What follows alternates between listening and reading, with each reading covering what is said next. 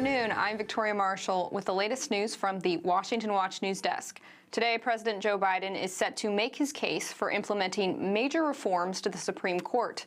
According to senior White House officials, Biden will call for a constitutional amendment stripping the president of immunity for crimes committed while in office, term limits for Supreme Court justices, and a binding code of conduct for the High Court. Vice President Kamala Harris endorsed Biden's changes, saying they would, quote, restore confidence in the court, strengthen our democracy, and ensure no one is above the law. Biden's reforms are in response to the Supreme Court granting former President Trump immunity from some actions taken while he was in office.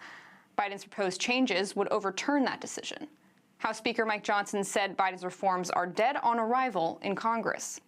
Now, turning our attention to the 2024 election, there are fewer than 100 days left in the race.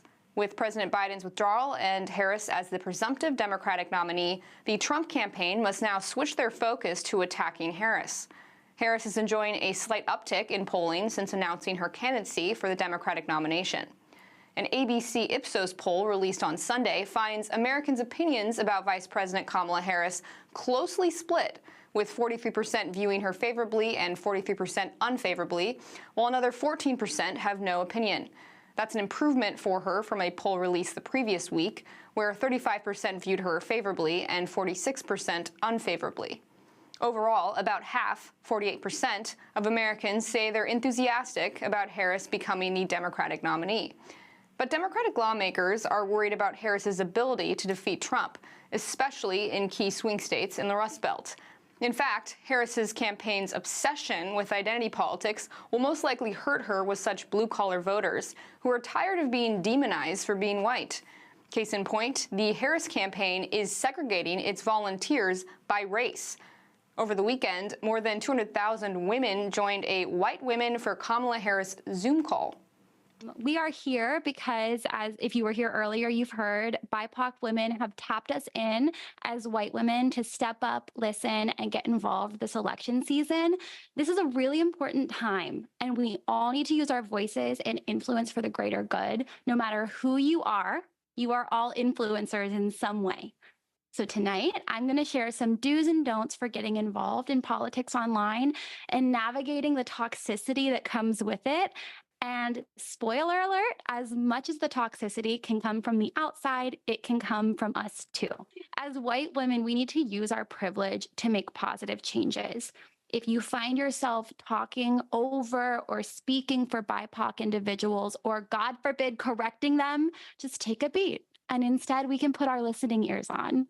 So do learn from and amplify the voices of those who have been historically marginalized and use the privilege you have in order to push for systemic change. As white people, we have a lot to learn and unlearn. The campaign also held a Zoom call for white men titled White Dudes for Kamala. And in other related news, the New York Times is reporting that law enforcement noticed the gunman 90 minutes before he shot Trump at the rally in Butler, Pennsylvania. A local counter-sniper first noticed gunman Thomas Matthew Crooks at 4:26 p.m. He notified colleagues about a suspicious man sitting at a picnic table near their lookout point via text. Additional texts at about 5:40 p.m. show officers discussing that they should inform Secret Service after Crooks was spotted again, this time using a rangefinder. Now, this news comes as Senator Josh Hawley tweeted last week that a whistleblower told him that Secret Service declined offers from local law enforcement use of drones the night before the rally. And those are today's headlines. I'm Victoria Marshall. For more news and commentary, be sure to check out the Washington Stand at washingtonstand.com and follow us on social media for updates at FRCDC on Facebook, Twitter, and Instagram. Up next is Washington Watch with Tony Perkins. We'll see you tomorrow with more news and commentary.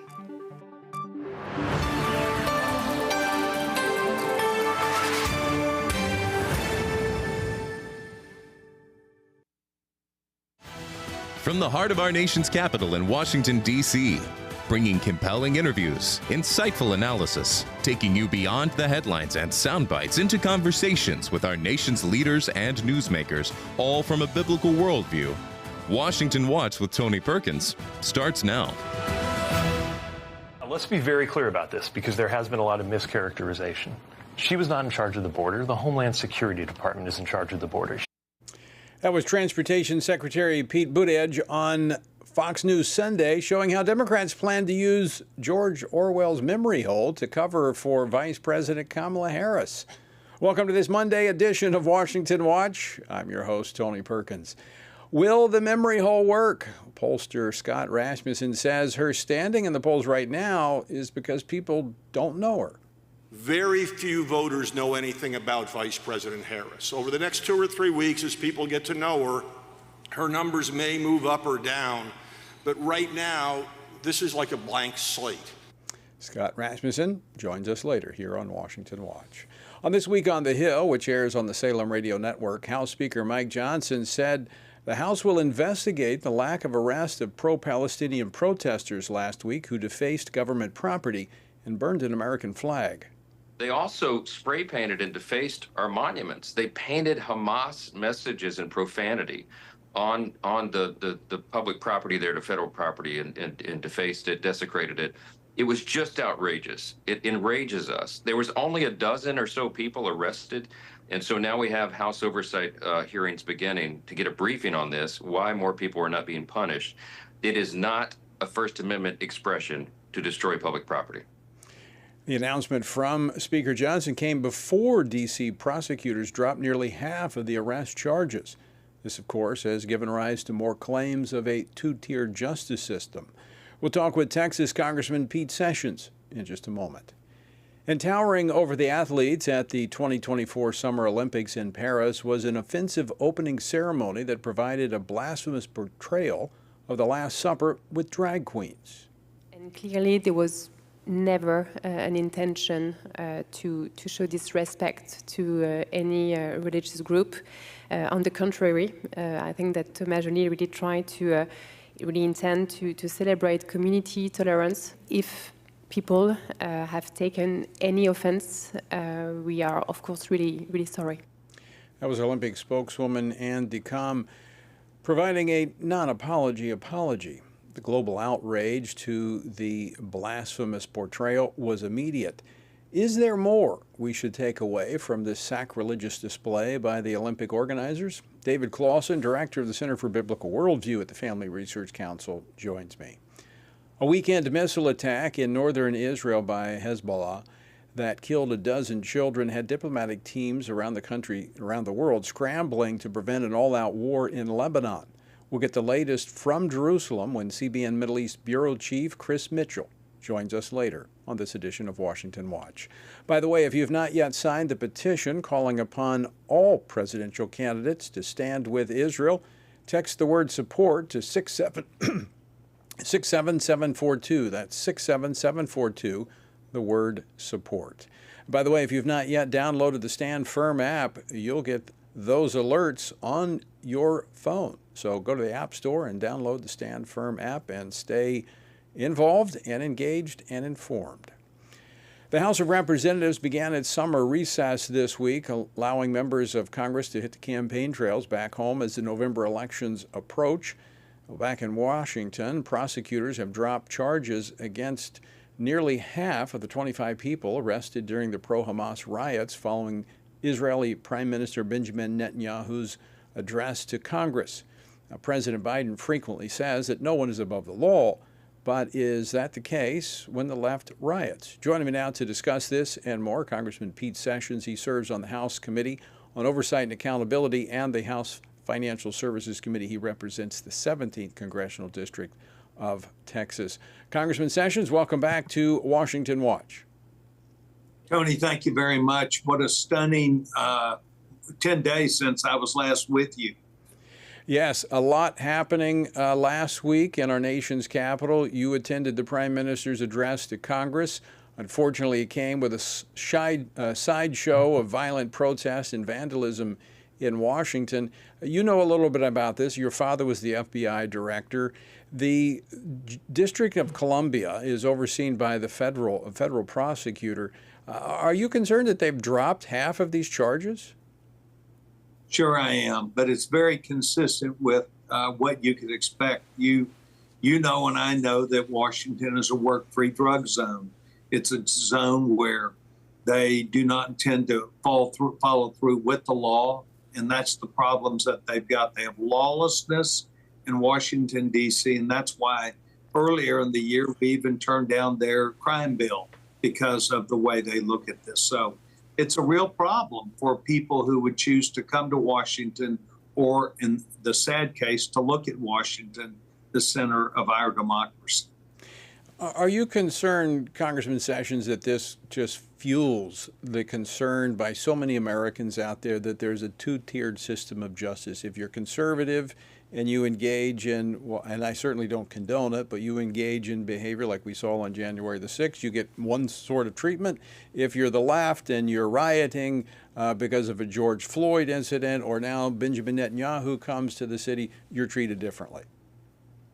Well, I am concerned about it, but we also want to remember that you have at the very head of this President Joe Biden and Vice President Kamala Harris, who are openly radical in their ideas, even to suggest, as the President Biden has taken on, to change the Constitution of the United States of America.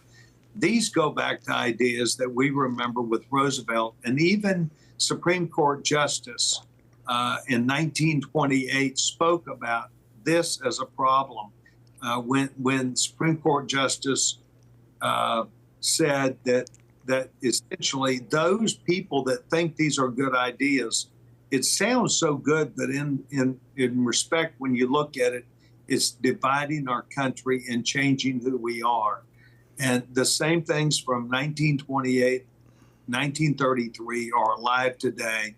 You have people in Washington, D.C., who say that they are following the law. And yet what's interesting about what President Biden has done is he would be prosecuted for those things that he did that have now come to light directly to the American people for his activities. And for him to say that he would be for this is really very interesting. Well, anytime we change something that the founders put in place, it's something that we need to give a lot of thought to. I mean, when you look at the Constitution, it is only the Supreme Court that is laid out in the Constitution. Lower courts are a creation of Congress.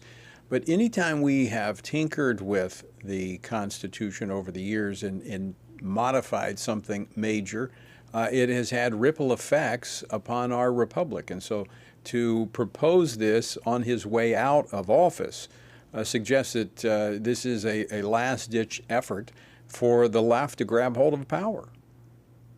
Well, in fact, it does. And Tony, you and I are really not old enough to remember this, but Frank Johnson was a federal district court judge in Alabama.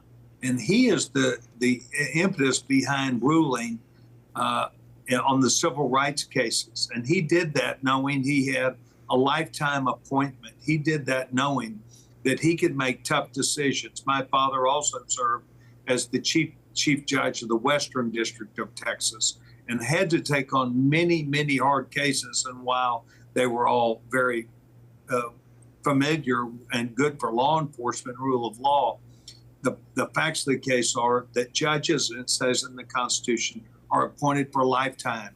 And that is to allow them to be able to make these decisions without political power.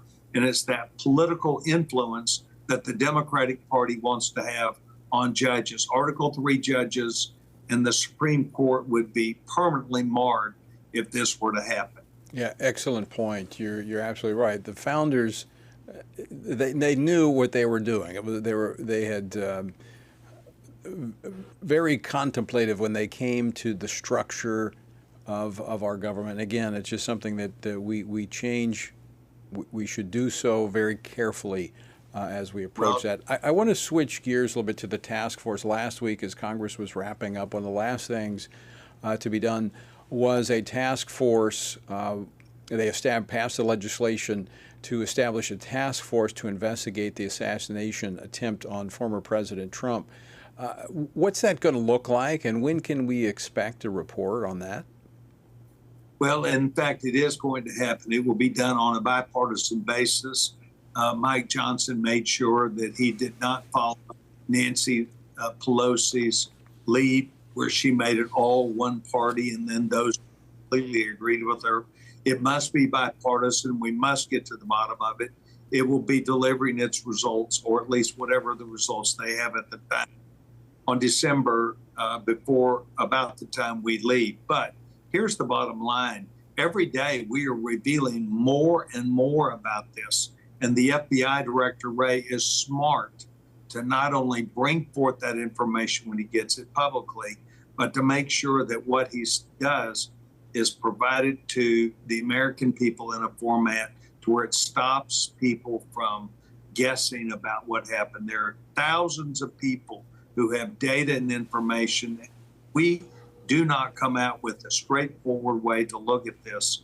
It's a problem. Now, second point, members of Congress are also receiving hundreds of pieces of information that we then keep for ourselves. And so the FBI has to make sure that they really do the right job, because there's a disconnect in what some people think is someone trying to change or alter the facts of the case. I have confidence in the FBI to properly do this, but I will tell you the Secret Service amazingly looks inept and like they have real problems that we have to get through sooner. So I hope that as this information comes out, we are able to help talk about that and shape something between now and the time we have an election.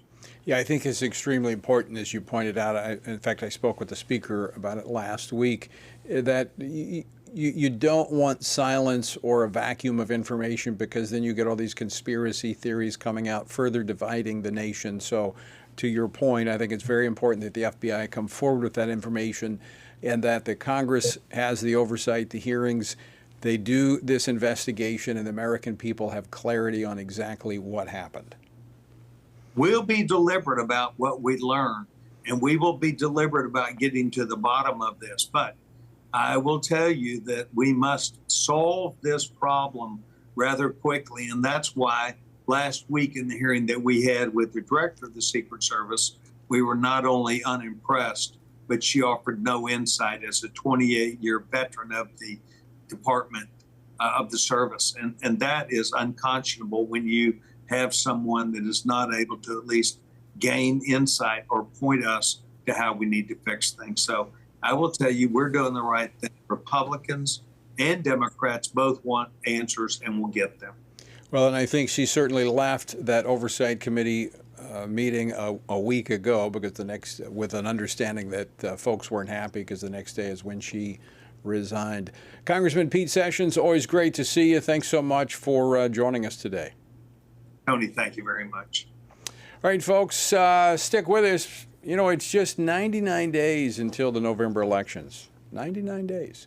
Pollster Scott Rasmussen joins me after the break with an update on where things stand. We're going to take a look at the numbers. What are they telling us? What might we expect in the weeks ahead? That's coming up next with Scott Rasmussen. Don't go away. We're back with more Washington Watch right after this.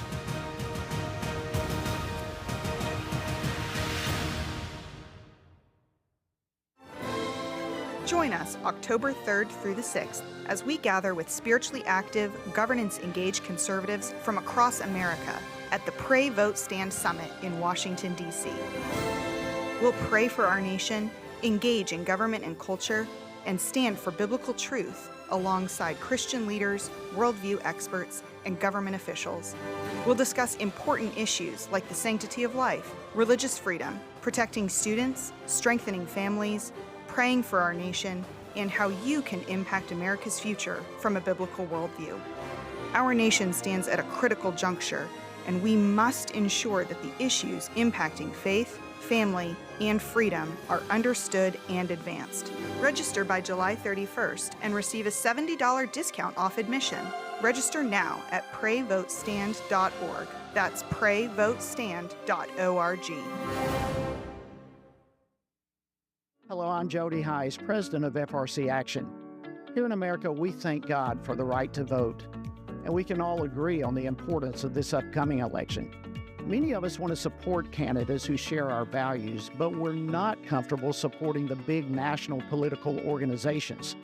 Well, we have a solution for supporting candidates through FRC Action's Faith, Family, and Freedom Fund. Being a super PAC, it allows for unlimited individual and corporate donations, so we can endorse and fund campaigns for people who share our values. By giving to this fund, we're able to pull all of our contributions together and support and endorse like-minded candidates. That's how we move the needle. So let's be the best stewards possible and get the most out of our political contributions by uniting our efforts. For more information or to contribute, visit faithfamilyfreedomfund.org. Thank you so much, and God bless you. Sometimes the headlines are overwhelming, and it feels like we're all alone and there is nothing we can do. That is exactly what the enemy wants us to believe. Reading through the Bible, there are many things that are counterintuitive. One of them is that God never uses a majority. It is always a minority devoted to the truth. Here at Family Research Council, we are grateful to stand side by side with other believers for the truth. And as a result, God is making a difference. When you partner with us, you are joining with Christians around the nation in standing together for the truth of God's Word, supplying pastors and parents and school boards with training and resources to stand up against the indoctrination of our children. Together, with God's help, we can preserve freedom for the next generation.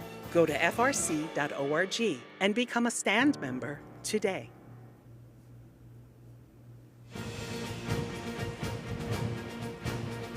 Welcome back to Washington Watch, the website, TonyPerkins.com. And by the way, if you've not yet signed the petition of support for Israel, which we will send to all presidential candidates, text the word support to 67742. That's support to 67742, calling upon them to stand with Israel. Yesterday began the final 100 days of the 2024 presidential election. Can you believe it? Well, as the sprint to November picks up pace, the rise of Vice President Kamala Harris as the Democrats' presumptive nominee has brought momentum to her campaign, at least among her base on the left. But what voters are saying are their top issues: inflation, the economy, and immigration. How long will this honeymoon phase last? Joining me now to discuss this and more is Scott Rasmussen. He's the president of RMG Research and the editor-at-large of Ballotpedia. Scott, welcome back to Washington Watch. Tony, it's always great to be with you, and especially at this time of the election season. Yeah, it's on us once again. Seems like it just keeps coming back. So let's talk about this. We're in this 100-day period as we march toward the election. Give us your assessment on the state of the race after the events of last week. Well, I think it's a mistake to say that Vice President Harris has gained a lot of momentum or reshaped the race. A better way to look at it is the numbers we're seeing today are almost identical to the polling numbers we saw on June 26th. That's right before Joe Biden had that disastrous debate. What that means is the popular vote is maybe a toss-up, maybe Trump ahead by a point or two. That means that he's got the advantage in the key swing states. One way that I would describe it is with Biden as the Democratic nominee, the Democrats, well, they were coming to bat in the bottom of the ninth, down by 6 or 7 runs. With Harris as the nominee, they're coming to bat still down, but only by a run or two. So it's possible to see a path forward, but it's not really a new race at this point. Is this going to be a base turnout election for Democrats? I mean, when you look at the issues that Kamala Harris is focusing on, abortion being, one of her top issues, and of course now they're talking about the court, which is closely linked to the issue of abortion. Is this designed to mobilize and enthuse their base? Absolutely, it's designed to mobilize their base. One of the challenges that Democrats have had this cycle is younger voters, and a lot of more progressive voters just aren't that excited about the Democratic team. So by focusing on those issues, on those hot button base issues, they're looking to get out that vote. And look, 2 years ago, they did a very good job of getting out the vote in certain districts. Now, the challenge is voters tell us the top issue is inflation. The second most important issue are other economic concerns. And number 3 on the list is immigration. On all of those issues, President Trump is trusted far more than Vice President Harris is today, or than President Biden has been. I think we need to be a little careful about those numbers. Let's see what happens over the next couple of weeks as voters get to know Vice President Harris a little more. But right now, those issues leaning very much against Vice President Harris. And I had to chuckle. There was a newspaper headline in the New York Times saying that some of her past policy positions may not help her in this year's campaign. Thought that was one of the great understatements. Yes, I was going to say that is an understatement. But you say don't pay too much attention to the numbers. I agree, but there is one number that I focus on, and it's not the top line numbers, but it's more the intensity number. And when you and I have talked about this before, but for those on the left, and I'm speaking in very general terms, but for those that usually vote on the left for Democrats, they see government differently. They see government as really it is a big deal. It's almost for some becomes religious because that is the way they pursue their values. That's the way they pursue, even when you look at taxes, how they care for the poor and everything else. Where those on the right, especially evangelical voters, see government as something we have to do, but there are things that are a higher priority. Is that intensity level, where is that at present? Is it with the Republicans, Democrats? Is it equal? Before Vice President Harris became the presumptive nominee, the advantage was clearly on the Republican side. Right now, it appears to have reached a point where both sides have that same degree of passion.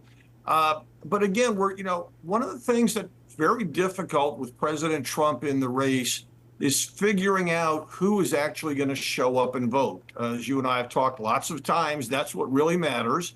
And there are people who vote almost all the time who were telling us a month ago they didn't want to vote in a Trump-Biden match. They were unhappy with both sides.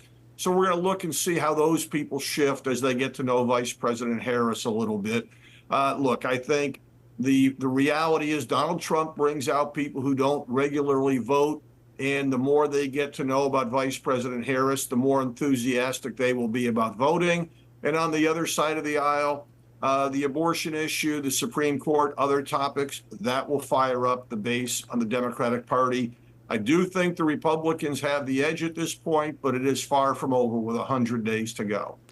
So, Scott, speaking of the court and the issue of the sanctity of human life, when you go back to 2016, 2020, you had then candidate Trump in 2016 put forth a list of candidates, pro-life judges for the court, embracing a party platform that was clearly pro-life. This time backing away from the life issue, not talking so much about the courts. If Biden makes it, or if Harris makes this a primary issue, and Trump doesn't respond to it, how is that going to work out?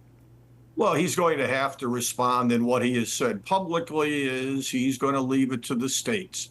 I think the challenge for the life movement is that for 50 years, the objective was very clear, and that was to overturn Roe v. Wade. And now that that's happened, the movement is still struggling a little bit to find its footing. We live in a nation where overwhelmingly voters say it'd be better if we have fewer abortions. At the same time, they're really uncomfortable with restrictions on the right of a woman to choose, and the movement needs to find a better way to address that issue. All right. Well, Scott, I'm sure we're going to be talking quite a bit over the next 99 days as we approach that November election. Look forward to it, Tony. All right. Thanks so much for joining us. All right. After the break, a blasphemous opening ceremony kicked off the Olympic Games in Paris last Friday. We're going to talk about that. We're going to talk about not just what happened, but how should we respond. A lot of outrage, but is there more? We're going to talk about it next on Washington Watch. Don't go away. Everything we do begins as an idea. Before there can be acts of courage, there must be the belief that some things are worth sacrificing for. Before there can be marriage, there is the idea that man should not be alone. Before there was freedom, there was the idea that individuals are created equal. It's true that all ideas have consequences, but we're less aware that all consequences are the fruit of ideas. Before there was murder, there was hate. Before there was a Holocaust, there was the belief by some people that other people are undesirable. Our beliefs determine our behavior, and our beliefs about life's biggest questions determine our worldview. Where did I come from? Who decides what is right and wrong? What happens when I die? Our answers to these questions explain why people see the world so differently. Debates about abortion are really disagreements about where life gets its value. Debates over sexuality and gender and marriage are really disagreements about whether the rules are made by us or for us. What we think of as political debates are often much more than that. They're disagreements about the purpose of our lives and the source of truth. As Christians, our goal must be to think biblically about everything. Our goal is to help you see beyond red and blue, left and right, to see the battle of ideas at the root of it all. Our goal is to equip Christians with a biblical worldview and help them advance and defend the faith in their families, communities, and the public square. Cultural renewal doesn't begin with campaigns and elections. It begins with individuals turning from lies to truth. But that won't happen if people can't recognize a lie and don't believe truth exists. We want to help you see the spiritual war behind the political war, the truth claims behind the press release, and the forest from the trees.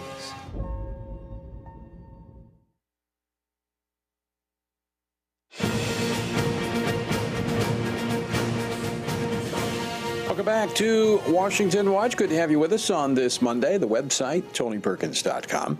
Well, following a blasphemous parody of The Last Supper featuring performers in drag during the opening ceremony of the Olympic Games on Friday, organizers of the Paris Olympics apologized for the derision and mockery of Christianity. But according to Thomas Jolly, the director of the ceremony, the idea was to create a big pagan party in line with the gods of Mount Olympus. Pagan party? Well, Christians around the world are not convinced by the organizers' denial. But how should we be responding to this? Joining me now to discuss this, David Clausen, director of the Center for Biblical Worldview here at the Family Research Council. David, welcome back to Washington Watch. Great to be with you, Tony. So organizing an opening ceremony that is not blasphemous should be the easiest job in the world when it comes to the biggest sports event that, so many countries participate in. Well, I agree, Tony, and I've been watching the Olympic Games, some of my early memories in the 96 Atlantic Games, and, this is an opportunity to be unifying, to celebrate all the good that sport, kind of encourages and inspires us to. And Tony, watching what we saw with these drag performers, and I hear this so-called apology, but I'm not sure if I buy it. It really is the mainstreaming of moral degeneracy, and really, I think it's appalling. So, I mean, the Olympics, they have no quality control. They just allow anybody to do whatever they want. I mean, the apology is one of those non-apologies. If anyone was offended, we apologize. I mean, are they so tone deaf to the Christian faith that they wouldn't see this as being problematic? I think that might be part of it, Tony. George Barna here at FRC, we've done a lot of worldview polling, and we know that only 6% of Americans have what you could call a biblical worldview. 88% of Americans have a synchronistic worldview. And when you have fewer and fewer people that actually hold a biblical worldview, what that means is that biblical principles, Orthodox Christian teaching, increasingly, it won't just seem odd or a little outdated or a little weird. It increasingly seems subversive and dangerous, and perhaps something that's appropriate to ridicule. And so the fact that we do have low levels of biblical literacy, I think it's quite possible that might be a rationale. Although I do think, Tony, that some of this very edgy entertainment was intentional, as far as even in the torch relay before the opening ceremonies there in Paris, they had 3 people dressed in drag. And so there's a clear moral agenda that I think the organizers were purposely trying to advance. All right, David Clausen, I want to step back from the overt political, the messages being sent, and I want to look at this from a spiritual standpoint. At our Center for Biblical Worldview, that's what we try to dissect the things that are happening around us from that biblical perspective. When you look in the Old Testament, when God was mocked, when his name was subject to reproach. And that's what this was. This wasn't about Christians. It's about God, about Jesus Christ. It usually it would follow the compromise of God's people. And when you look back to when the Olympics, I think it was in 396 or so, the Roman emperor canceled the Olympics because they saw it as a pagan religion, and he was Christian. That was when Rome was Christianized. And it didn't start back until the late 1800s. And of course, it is a big pagan celebration. However, is this in your face reproach of Christianity, mockery of Christ, the result of a church that has been morally and spiritually compromised? I think that's definitely part of it, Tony, that for far too long, and usually when I'm thinking about it, this is in the context of elections and some of the social conservative issues. I think for far too long, a lot of Christian leaders and just people in the pews have been okay with kind of seeing church and seeing their faith as a Sunday morning activity, but not something that should define their identity that they take with them 24/7. That's part of their core identity. I will say, Tony, I think as Christians think about this, we shouldn't be surprised. Jesus did warn us of this. A passage that I was thinking about right before coming on, Tony, John 15 and 16. I think any Christian who's kind of paying attention to this controversy, who's offended about it, and we should rightly be offended by this, but I don't think we should be surprised. Jesus said, in the same way they persecuted me, they will persecute you. They came after me, they'll come after you. And so John 15, 16, I think, is helpful Bible reading for anyone who's really wanting to think through this kind of completely. I would also include in that, David, is when we see these things, instead of our immediate response being outrage, and it is outrageous, but should be introspective first and asking the question, Lord, have we opened through our conduct as the church opened it up to this attack? Now, I granted, I agree with you 100%. We know that these demonic, and this is what it is, demonic, these individuals, they're playing out really as puppets on a string for the demonic forces that are mocking Christ, that are advancing this LGBTQ agenda.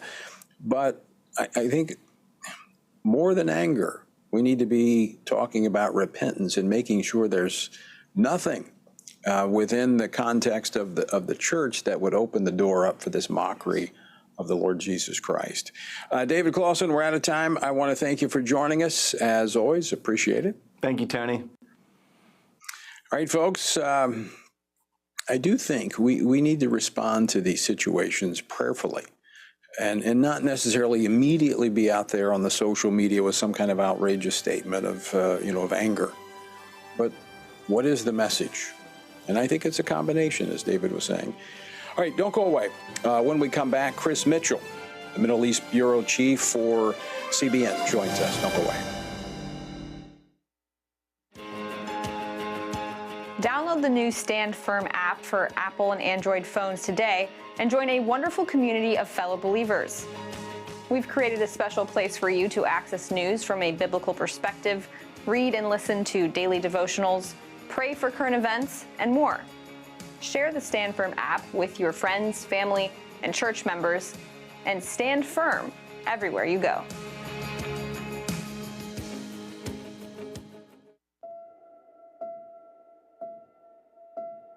All of us are born with the desire to find truth and meaning. Where did I come from? What happens when I die? While our answers to these questions may divide us, we are united in our need for the freedom to answer life's biggest questions and make life's biggest decisions for ourselves. That's why religious freedom matters for everyone. Religious freedom matters because the powerful have long wanted to control those who are less powerful. Religious freedom matters because the freedom of those who are different is often threatened by those who believe different is dangerous. At the Center for Religious Liberty at Family Research Council, we promote religious freedom for everyone because the only alternative is religious freedom for no one. We encourage Americans and the American government to engage and advocate for the persecuted, and they do.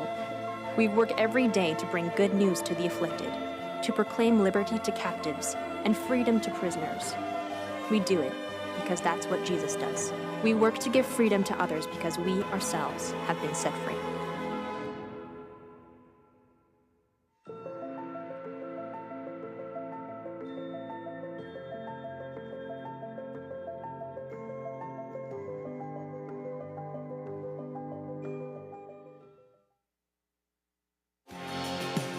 Jesus said in John 15, "These things I've spoken to you, that my joy may remain in you, and that your joy may be full." In 2024, in these divided and uncertain times, how can this be possible? By abiding in Him through His Word. At Family Research Council, we want to help you do that, which is the reason for the Stand on the Word Bible reading plan. In just 10 to 15 minutes each day, you will have read the entire Bible in just 2 years. But more importantly, you will be abiding in Him daily. Find our Bible reading plan at frc.org/Bible. And join Tony Perkins each weekday for a 10-minute devotional inspired by the daily reading and designed to encourage you on this journey through the Bible. Listen on Apple Podcasts, Spotify, and YouTube. And remember, the grass withers and the flower fades, but the word of our God will stand forever.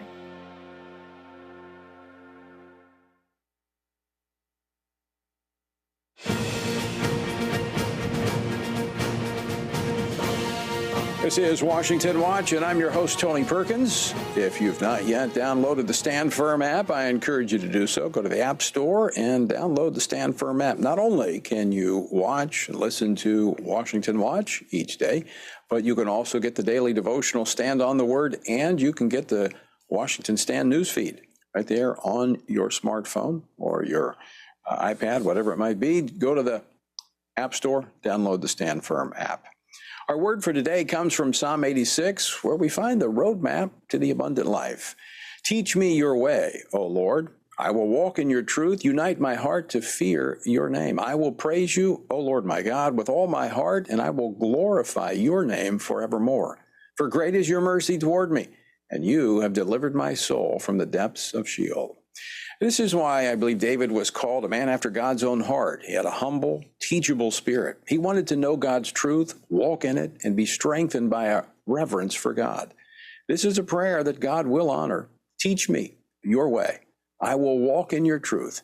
Jesus said that I am the way, the truth, and the life, and no man comes to the Father but by me. If we follow him, we will follow and find the abundant life.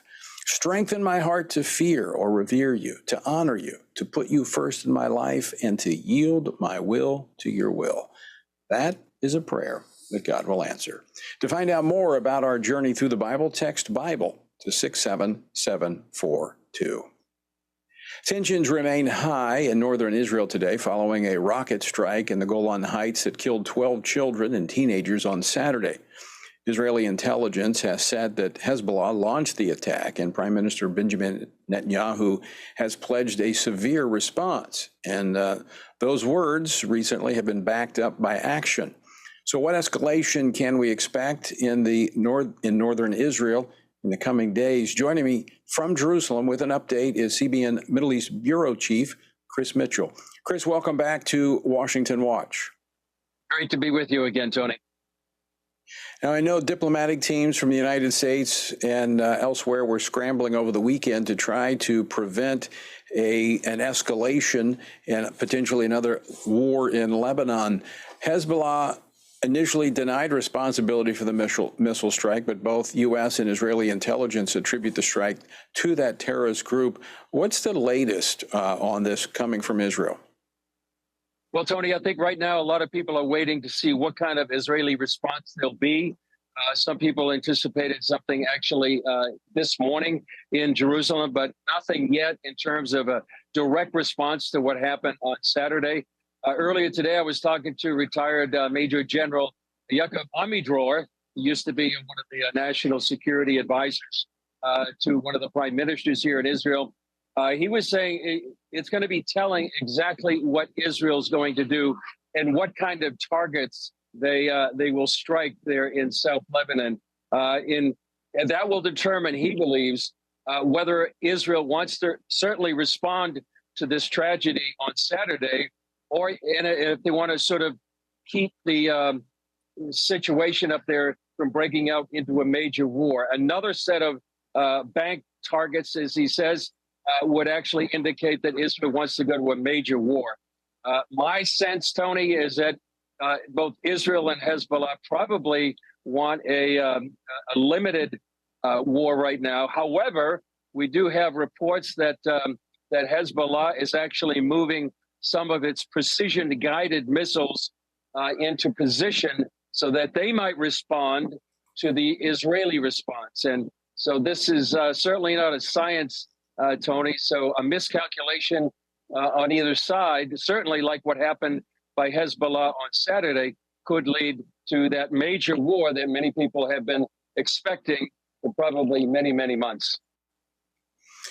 Well, Chris, the words of the Prime Minister saying a response are not hollow words when we saw what happened with the Houthis just recently with the attack on Tel Aviv. So, you kick me and I'm going to pound you is the message that is really what we've seen from the Prime Minister. Exactly. And that strike against the Houthis was devastating to that port in Yemen. That was actually a fuel depot, was actually a port that Iran had been sending weapons to the Houthis. And that was a major strike. So perhaps something on that order is going to happen in South Lebanon, maybe against precision-guided missiles, perhaps against what Hezbollah has been doing in Beirut. They've been hiding weapons near the airport, in the city itself, and whether or not Israel will actually go and strike some of those targets in the Barka Valley as well. For Lebanon and the Lebanese, Tony, it's really a hard place for them to be in.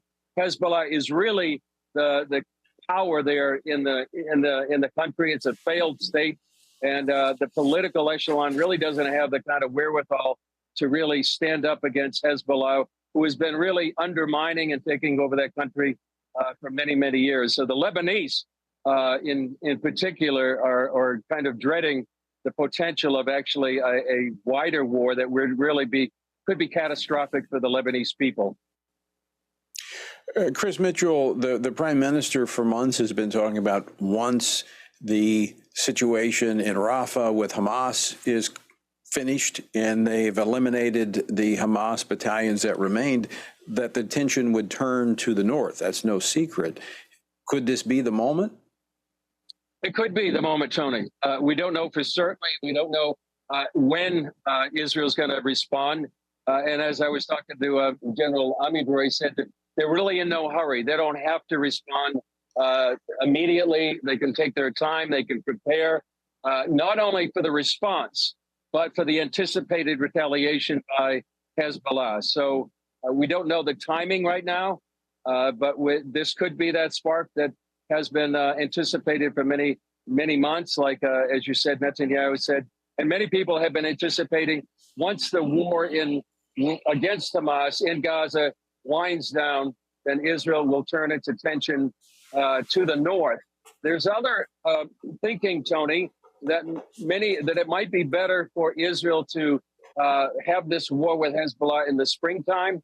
Their military people have told me it's better to fight in the spring than the winter. The IDF would be more rested. And what happens in November is going to be very crucial here as well.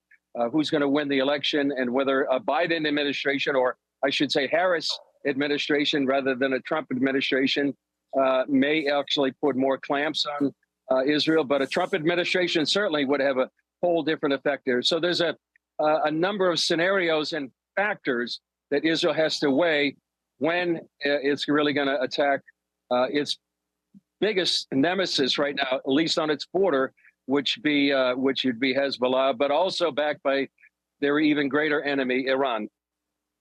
Yeah, I want to ask you about that, Chris Mitchell, because the missile was an Iranian missile that killed these children. Is there some thought that this could also trigger greater participation with Iran, because that threshold has already been crossed where they directly attacked Israel just a month and a half ago? Are they preparing for possibly something like that again if they go into Lebanon? That is a likely possibility if and when they go in a major way with Hezbollah. And it remains to be seen if a major war breaks out between Israel and Hezbollah. Will Iran respond directly against Israel, as it did, as you mentioned, on April 13th, the evening? 350 projectiles were fired by Iran directly against Israel. And so that scenario could, and that's why many of these diplomats from the United States to France and others were sort of trying to clamp down and restrain Israel from responding. And so that their concern is that it would lead to a wider Mideast war. On the one hand, Israel feels like it has had to take care of Hamas on its southern border, has to take care eventually of Hezbollah on its northern border. And really, it also seems for many over here just a matter of time before it has to deal with a potential nuclear Iran that right now is maybe a few weeks away from getting nuclear material. Yeah, in his speech, I'm actually pulling up the Prime Minister's speech where he made reference to Iran and their nuclear capabilities, saying that they would deal with the situation. He said when Israel acts to prevent Iran from developing nuclear weapons that could destroy Israel and threaten every American city, every city that you come from, we're not only protecting ourselves, we're protecting you. That, reading something into that, but it suggests that they're prepared to take action. I think they have to be, and I'm pretty sure they are, Tony, although you or I don't know the operational plans, but this has been a consideration for decades. That they really do need to take care of Iran once and for all. Cannot let them get to a nuclear device. It would be a game changer here in the region. And just like the Prime Minister said, that it not only threatens Israel, but it threatens the United States and the West. And that's a theme that I've been hearing over and over. And here, Tony, the latest person I talked to was a lady named Sarit Zahavi. She's from the Alma Research Center up on the northern border. She's an expert on Hezbollah. And I asked her, I said, what do Americans need to know? And he says, this is not just our war, it's your war too. And that's the sense I get over and over, that Israel may be on the front lines, but as Iran says, first the little Satan Israel, but then the great Satan, the United States. And so this is the United States, America's war as well as Israel's. Wednesday, last Wednesday, when the Prime Minister spoke to a joint session of Congress, I was there, listened to his speech. I actually met with him before and spoke to him briefly after. The following day, he met with President Biden and the Vice President Harris. Of course, all the attention now shifting to Harris because she is going to be the Democratic nominee for president. She, again, continuing, but even more forcefully, the Biden line of bring this war to a close and bring the hostages home. What's the sense there in Israel when it comes to, we've talked about this because I'm trying to gauge the temperature of the sense of, do the Israelis feel like they're alone? Do they feel like America is with them? Because that could determine how quickly they act. Well, I would think, for one, based on the history of President Trump when he was president from 2016 to 2020 and what he did for Israel, that he would be much more supportive. I think there's concern here among some that the Biden administration for months has been putting clamps and trying to micromanage the war between Hamas and Israel. And as you said, the speech by Kamala Harris was actually even more forceful than the Biden administration. I think some people were concerned of what she didn't say in that speech. And one of the things she didn't say was a condemnation of Hamas.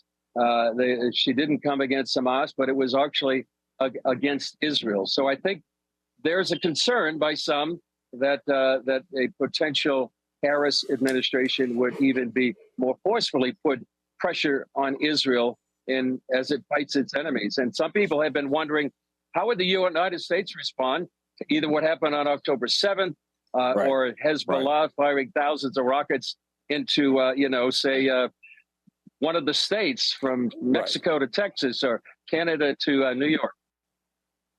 Well, and we wouldn't be going elsewhere to get permission to respond to the attack upon us, nor would we tolerate someone telling us to throttle back.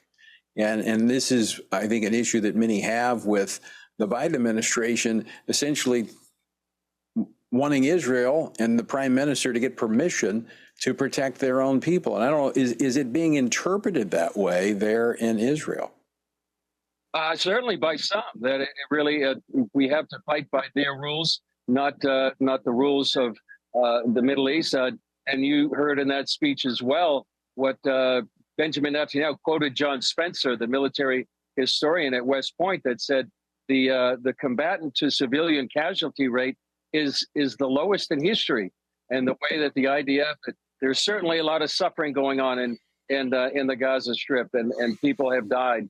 But Israel is fighting a war with rules that no other army has done to try to limit civilian casualties. So certainly there's a concern here that the Biden administration has been putting too much pressure on Israel's fight against Hamas, Hezbollah, and even Iran.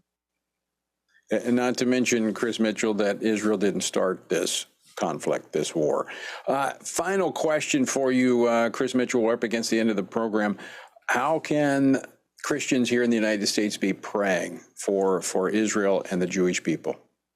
Well, certainly, as it says in Psalm 122, verse 6, pray for the peace of Jerusalem. As it says in the book of Timothy, pray for wisdom for the leaders right now here. They have momentous decisions to make, life and death decisions, war and peace decisions. They need God's wisdom to know exactly how to respond and what to do, and that they could be unshackled from any undue pressure from whatever nation would try to do that, the United States or any other country. And that is exactly what we will encourage people to do. Chris Mitchell, always great to see you. Thanks so much for staying up and visiting with us today. Great to be with you, Tony.